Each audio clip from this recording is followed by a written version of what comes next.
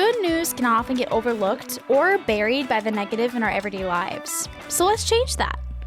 I'm Adriana. And I'm Wyatt. We're just two ordinary people without any special qualifications or anything, trying to navigate life. We invite you to join us as we share wholesome stories, news articles of hope, and ideas of how we can all make the world just a little bit brighter. We are Uplifting Positive Stories.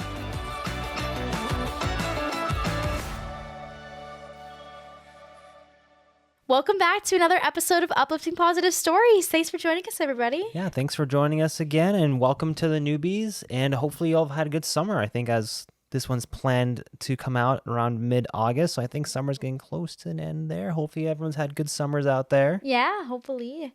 Well, today's episode is all about going the extra mile. So people going above and beyond, just doing a little extra than they needed to, just to make somebody's day, or make somebody happy, or to fix a problem that somebody's having. So yeah, it's going to be some great stories. Our first story today comes from the subreddit Ask Reddit, and the question was, what is the nicest thing you've done for somebody? And this is what someone responded. Something my friend did for me, but she won't admit to.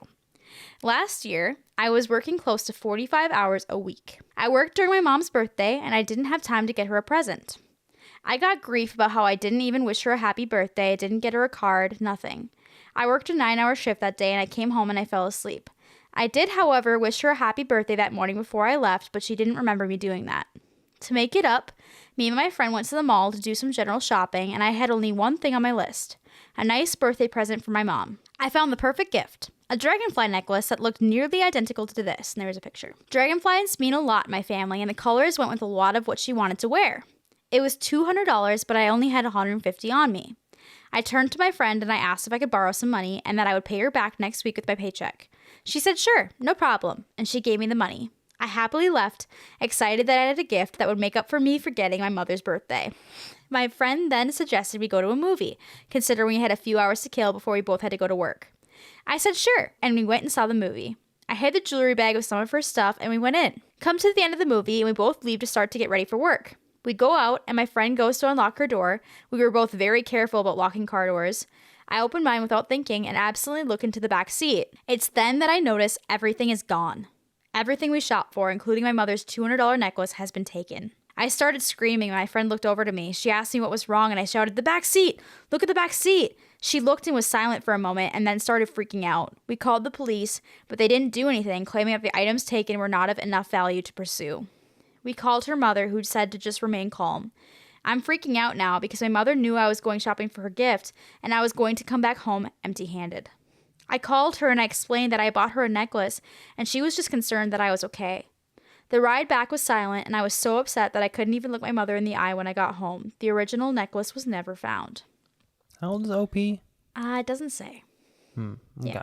A few weeks later, my mom gets a package from an anonymous person. The return address as well as the send address were both filled out with our home information so that even if it was a return to sender, we would receive it. My mom opens it up nervously. None of us had ordered anything and had no idea who the package was from. Inside the package was the exact necklace that I had gotten my mom. I was dumbfounded. I called my friend and told her what had happened. She just kept saying, "Wow, that was nice of someone to do." When I asked her if it was her, she was just like, "Just enjoy the random acts of kindness and don't worry about who gave it to you." That's a yes. Yeah. I never thought she would do something like that for me, and that is the memory that sticks out in my mind every time something happens. I know she has my back. Yeah. So the reason I asked how old OP was, because, of course the mom's going to be just concerned about, the safety and well-being of them, Can you imagine going through the situation, having this happen, and then you have your mom be like, "You didn't get my gift." Yeah, right? No. I can't believe you. No. Shunned. How dare you. I can't imagine that. Yeah. That's even for the worst of parents. I imagine that's the mom probably was concerned. just enough "Oh, you got me a necklace. Yeah. That's so sweet." So sad that you had to go through something scary like that afterwards, Yeah. Yeah. But man, for the friend to get a $200 necklace after she'd already fronted her $50 and then go out and buy that again and then send it to them anonymously. Dang, what a good friend. Yeah. Going above and beyond to fix that situation for her. Did she get original $50 back though? She said she was going to pay her back. Hopefully she did. That's an important detail that is not included in the story, but also an insignificant detail. Yeah. But still, man, what a good friend, right? Mm-hmm. Like, dang. Well, something like, didn't the friend also have stuff stolen? Yeah.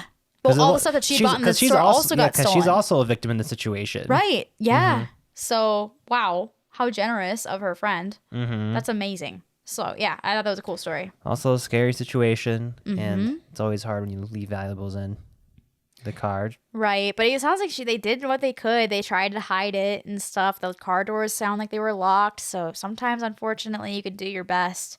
And sometimes bad things happen. But cool on that friend to try to make it right. To make it good. Well, I wonder if the friend also felt guilty because wasn't it the friend's suggestion that they go to the movie? Mm-hmm. That could be part of it as well. That could be part of it too. Granted, it's not like the reason was, acts of kindness. Yeah. But it seems like there's a lot of guilt involved on both of them, Yeah. Right. I would say misplaced guilt. Ultimately, it's Which the fault sad of the person a lot that of people feel that way. It's ultimately the fault on the person that broke in and stole their stuff. But it is hard when you have someone break into your car or break into your house to not feel some responsibility for that. Like, it's weird how like we all kind of feel that way. I feel like, or at least I know for me, like I've had experiences like that where I'm like, oh, that was stupid. I should have had forethought. But also at the same time, it's like you kind of. You want to go through life with the expectation, like not being naive, of course, but the expectation that people are good, Well, a lot of it is luck too, because 'cause I know you never people know. out there who straight up never lock their cars, Right. never lock their house doors, and are totally fine. I've not had a single incident. I will never be that person, but clearly there's luck as a factor because they have never had anything happen, and they clearly locked their car door, and try to like hide the items as best they could, and still someone got broke broken in. into. And it's possible that parking lot had a security camera. Who knows? But like, it's still not enough to actually like pursue it. Right. I don't know. You never know. But, cool that the friend tried to make it right. Oh, Try to make it yeah. good. Try to make it all back to okay with the mom and stuff by giving her that. I wouldn't say make it right because, not right, but because they didn't do anything wrong. wrong. No, they didn't do anything wrong. That's wrong with phrasing. But to make it good for the only thing that she like quote unquote did wrong was suggest, hey, let's go to a movie together, and which is not not even wrong. anything People wrong. do that all the time and go Yeah. shopping and then go to a movie. Like that's totally like no one's that wrong here at all. But except for the thief. Yeah. So. Although, how funny would it be if the thief actually like sent was the over one that sent it? Yeah. Could you imagine? Had somehow it got her info and was like, oh, I feel too bad about this one, and just sent it. But that's also kind of more scary though, because then they know your have your address. I did have that thought when I was reading. I was like, what if it actually was the person that broke into their car? Like, what if they had like info in their car on their ad? Hopefully not. Hopefully it was a friend. That's the more wholesome answer. But anyways, on to our next story here. This one comes from the subreddit Random Acts of Kindness, and the title is Nice Ambulance Driver Turns Off Siren as They Pass. Here we go. I was taking a walk and pushing my small senior dog in a stroller on the sidewalk of a main street. An ambulance was headed our way with the loud sirens on. I was worried about my poor pup's sensitive ears. But the moment they came close and saw us, they turned off the sirens until they passed us. Such a small act, but I think I'll probably remember this for the rest of my life. Yeah, just a little thing of going above and beyond, going an extra mile, noticing that there's somebody with an older dog and just being like, I want to turn off the siren just for a moment so that we don't blast their ears as we drive past. Mm-hmm. Like that's, especially in an emergency when they're driving somewhere with their sirens on, like that's a lot of forethought. That's really nice. I have no idea what the policy is for ambulance siren because I feel like sometimes I don't hear sirens. I don't know. I wonder if they, it might have just been residential areas, not really. Like, the concern is other cars getting other cars move out of the way and stuff. Right. So, like, maybe their policy or what that person does. Like, hey, I see somebody there. I'll just flip it off to not deafen blast them. their ears as we go past. They might also assume that it was maybe a baby in the stroller. I don't know. True, that too. That's you. So yeah, very conscientious. Mm-hmm. On to our next one here. This one also comes from the subreddit Random Acts of Kindness, and this one is titled, These Crazy College Kids Today and Their Shenanigans. Here we go. Oh boy. Not my story, but my friend's. Last weekend, the college town where my friend lives hosted a 2-day festival in the town square. This small arts and music festival draws thousands of visitors, and good parking is hard to find, especially near the center of the action, and free as the town uses parking meters. My friend works for the town's Chamber of Commerce, so she spent most of the festival helping to man the information tent right on the town square. On the first afternoon of the festival, she noticed young people wearing various fraternity and sorority t-shirts moving rather surreptitiously among the parking meters. Pretty soon, festival guests started mentioning to her how impressed they were that the town had reset the meters to offer several hours of parking instead of charging for the spots. The organizers were a bit puzzled, but shrugged and accepted the compliments for such forward thinking. When my friend arrived at her post the next morning, she solved the mystery when she watched another crew of college kids feeding the meters throughout the square before the festival opened. So these teenagers were just going around and feeding meters so that people had free parking for this festival. Okay. So Isn't that cool? No, that's very cool. Nice to have some positive college shenanigans, because those can vary far and wide to the level of from like fun to just stupid to idiotic, and to, in this case, very kind and conscientious. Right, and I feel like sometimes college kids get in a college town area kind of get a bad rap. Like that's just like the stereotype. Mm-hmm. So that's cool that they're going against the stereotype, and they're not even making a huge thing about it. Like no one knew that they were doing this until they saw them doing that. Mm-hmm. You know, like they're surreptitiously doing it. They're not vocally doing it. It'd be funny if they're doing it. They're like, "Oh man, we're so bad. My gosh, like that's hilarious. They have no idea. We're feeding the meters." Yeah, I just thought that was really cool. Mm-hmm. Super sweet, and this something's pretty simple but cool. All right. Next one is from again, I love this subreddit, Random Acts of Kindness. This one is titled, Helped a Mom with a Treat for Her Daughter and Ended Up Feeling Amazing. Okay, here we go. I'm in line for the cafe at Sam's. There's a mother in front of me with a special needs daughter. The daughter kept asking for a pretzel, and the mom patiently told her, soon, it'll be their turn. Once it was their turn order, the employees stated that they had no pretzels ready and didn't know when they would. I could literally see this mom's shoulders drop in defeat. They ordered and went to their table. I ordered, and while I was waiting, I used the app to order pretzels for her daughter. By the time I had gotten my order and eaten, they had already left the store. I walked to my car with the pretzels, and parked right in front of me was the family loading their groceries. I walked up to the mom and I said, excuse me, I overheard you asking for a pretzel and I didn't know which one your daughter liked, so I got both. The look on the mom's face as she unbuckled her daughter and let her choose which pretzel just warmed my heart. She then thanked me and gave me a hug I didn't even know I needed. I've never been so happy to buy something in my life. That's sweet. Isn't that sweet? Mm-hmm. Simple gesture. Didn't need to do that, but they went above. It almost didn't work out, too. You almost ended up with 2 pretzels. I know. I'm like, oh, gosh, now I have these extra pretzels. Mm-hmm. What am I going to do with them? But yeah, it worked out. Fate had their cars next to each other. Yeah, that's true. Yeah, so funny that's how that worked cool. out. Funny how it works. Again, got lucky. All right, our next one here. So this one comes from the subreddit Ask Reddit, and the question was, what is the nicest thing you've ever done that nobody knows about? And this is what someone responded. I worked with this girl over the summer, and $20 was missing from her apron bag that held change. She was freaking out about it and was afraid she'd lose her job. She had just gotten a car and had barely any money left. I pretended to find $20 on the floor, which actually came from my wallet, and I told her, oh, you must have dropped it. She still has no idea. I figured $20 was a small price to pay to get rid of her anxiety. Okay. Yeah. So I'm confused because I thought waitresses, like the money they carry on them, like that's all their money. No. So what happens, you're supposed to come in with certain denominations to have for change, but at the end of the day, especially if a lot of people are paying with cash, you end up with mostly cash from people that, like, you've given up all your change money and now it's cash you now have to use to pay out at the end of the night. So like you owe the restaurant at the end of the night with the cash that you've been collecting in your purse or in your apron bag. In addition to your cash tips. Right. Okay. You have your cash tips on top of that, but if she didn't make a lot in cash tips at that point, and it was just a lot of like big bills that people had given her and she'd given all the change and stuff because their bills were high or something in cash, then... And you not put in that cash in the system like throughout the day? No, you do it at the end of the night. You do it at the end of the night. They have you like, they basically print out a receipt that has like the total of all your sales for like your food and beverage and stuff, and then you pay them that amount. Okay, yeah. Gotcha. Adriana was a server at Olive Garden. That's why I'm like, I defer to you. I thought I clearly misunderstood how that. So if she was $20 short, she might not have had enough in tips to cover that, and been like, well, shoot, I'm gonna shortchange the restaurant. You know what I mean? So, as my assumption based on what this is saying, I'm guessing that's what the situation was. It's hard to keep track of the cash that's like your cash versus like the cash that you owe the system. Well, in theory, later. you should always have over that what you, so it shouldn't matter too much. Because then at the end of the night, because it's you can't really keep it separate because it depends on what type of bill denominations people are using. Because if someone pays with 100, then you're going to have a lot less little bills. And you know what I mean? Mm-hmm. It gets really, you can't really keep it separate. So at the end of the night, that's why you get that receipt. That's like, this is how much in sales. So you can then go, okay, so if it was this much in sales, I came in with this much for change, then this is how much I made in tips. Okay. Does that make sense? Yeah. Yeah. Sorry for derailing the podcast. I was just curious Plus, and confused slightly. Plus, you have to tip out for like bartenders and right, yeah. to the bussers and stuff like that. So that some of the tip money isn't even yours. You know, it's for other things that you're supposed to tip out for. Mm-hmm. So there's that element as well. Could be part of her anxiety of like, I need to tip out still.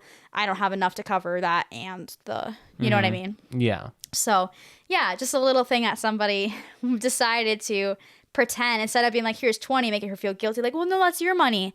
Just be like, oh, you dropped it. You know, like what a nice gesture, going that extra mile to make her anxiety not as bad. Mm-hmm. Like, I don't know. I just thought that was really, really thoughtful. Yeah, not all heroes wear capes, but they sometimes wear waitress aprons. aprons. Exactly. So yeah, kind of a cool story. Our next story here comes from the subreddit Best of Redditor Updates. This was originally posted on legal advice, actually, and it is titled "Bought a New House, Neighbor Blocks Our Driveway." So it doesn't start out inherently positive, but it has a good ending, and I think it's got a good example of going above and going that extra mile to try to fix a situation. Or an extra driveway. Or a driveway. Here we go. So this is pretty straightforward, but not really sure where to go or what to do. I just bought a new house. How exciting! Our realtor told us to expect some surprises. Here is our first and major surprise. Our neighbor likes to park and block our driveway. He seems to be an avid car collector and has quite a few. We didn't really notice it because I guess he parks his daily driver in front of our driveway.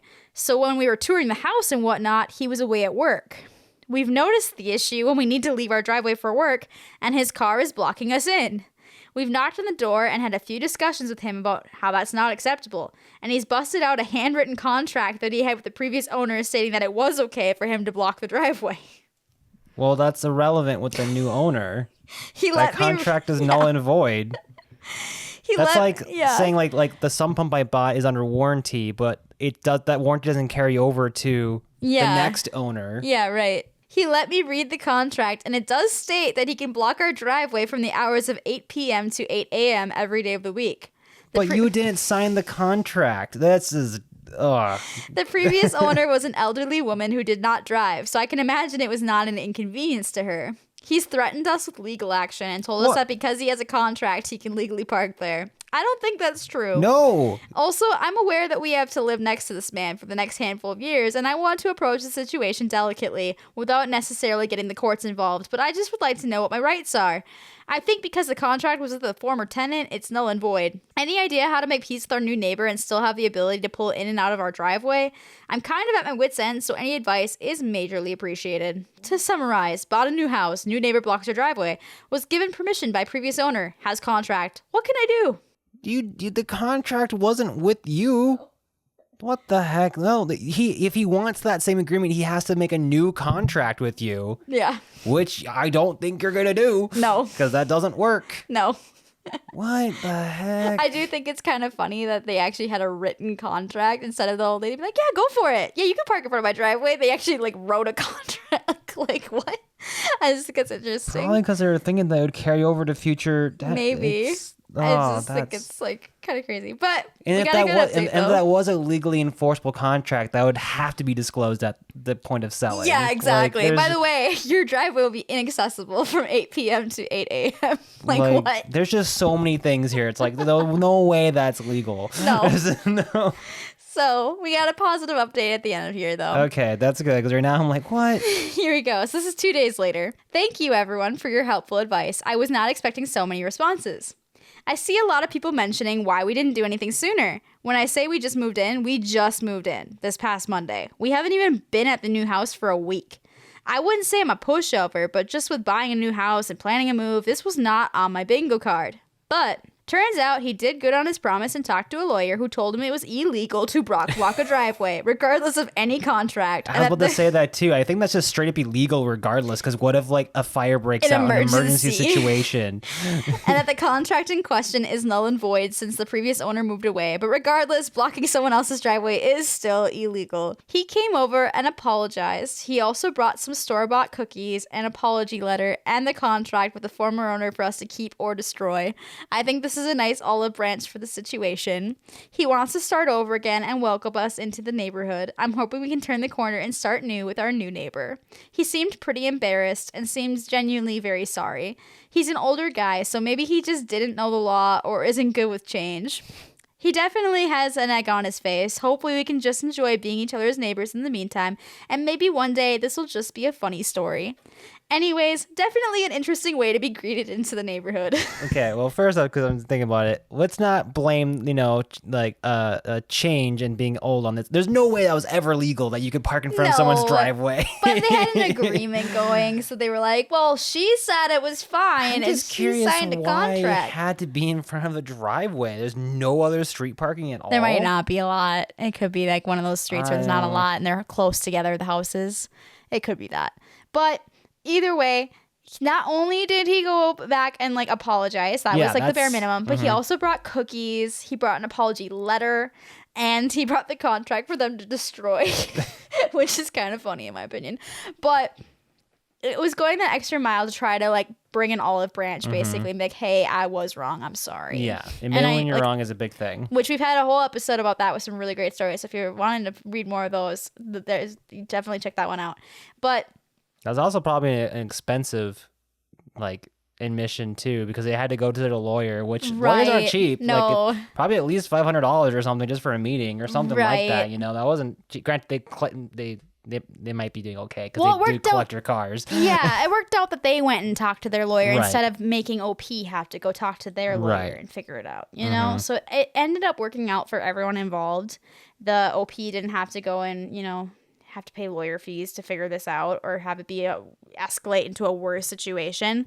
And the guy did apologize and didn't just be like, well, stupid, I guess you can park, I can't park there anymore, which he could have easily been like that, because some people don't want to admit when they're wrong or admit that they were confused about how laws work. So all in all, this person went the extra mile to try to fix the situation that they caused. And I think that's a really good example of being humble and really cool. So admitting when you're wrong. It's important. So yeah. All right, on to our news article for today. This article today comes from IGN.com, and it is titled, Warhammer 40,000 Maker Games Workshop is doing so well, it's giving $27 million to its staff. Okay, when you brought up IGN, my eyebrows did raise a little bit. Or I was like, wait, they typically do gaming news or movie news and stuff, mostly games. So that's interesting. Yeah, so Warhammer 40,000 Maker Games Workshop, it has announced that it's handing out 20 million euros, which is approximately 27 million US dollars, to its staff as a bonus. So they had huge profits, apparently. And it's popular. In recognition of their staff's contribution to these results, they've announced that they're going to be handing that out to their employees for each member of the staff. They're estimated to have around 1,500 staff. If that's accurate, it means each employee is set for a €13,333 bonus or approximately 18,000 US dollar bonus. Oh. Yeah. That's pretty good. Yeah. So for those that don't know, Games Workshop's main business is miniatures, so like little tiny like figurines that fans assemble and paint for use in tabletop war games.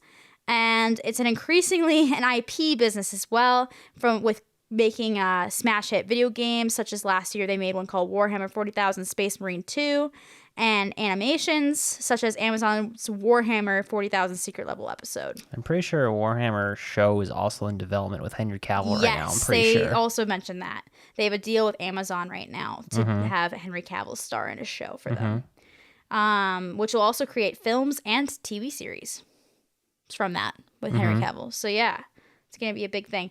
But yeah, they don't expect that to be the case, like having these record revenues this year, apparently, and next year. But still, you don't see this that often where a corporation of any size like this makes that much in profits, and instead of giving it to the shareholders and giving the CEO a bonus, instead distributes it among the people that help to contribute to those successes. Do we know definitively that they didn't do that as well? Well, it sounds like they took the 20 million and distributed. That's why it came out between 1,500 staff to 18,000. I don't know. I guess I'm not doing the math right now, so I actually don't know if that's how that totals out. But either way, I mean, imagine working there and being told, like, because we did so well, you're getting an $18,000 bonus. Mm-hmm. That's huge. And that's integrity, in my opinion, from a company to do something like that, to be that transparent, be like, our profits were so good. This is why you're getting this much as a bonus, because we want to share it among people that were contributed to these successes that we had. Because it's the people that create the content, create the miniatures, create these things that are creating those successes because they are doing good work, you know? So I just thought that was really cool. This company is going that extra mile to recognize their employees. And you know, usually, as we've seen with other businesses, usually when you recognize your workers and make them feel valued, they produce even better work. And like the cycle continues, and it becomes a very positive working experience for everyone involved to keep going, keep churning out good content, to try to make the company more successful. Yeah, right. So I thought that was super, super cool. And yeah, just a really positive example of a good company that's doing good work out there. I thought that was really cool. Yeah. And with that, we will end today's podcast episode. Tune in a couple weeks here for our next episode. And if you have any positive stories out there or any news articles you've come upon that you're like, that's really cool, I'd love people to know about this, please send them to us at upliftingpositivestories@gmail.com, or you can post them on our subreddit, which is Uplift Positive Stories. And if you're listening to us on Apple Podcasts or Spotify, please leave us a review. That helps a lot. And if you're watching on YouTube, please hit that like and subscribe button or leave a comment. That'd be awesome. Thanks so much for joining us, and we hope you have a wonderful rest of your week. And stay positive.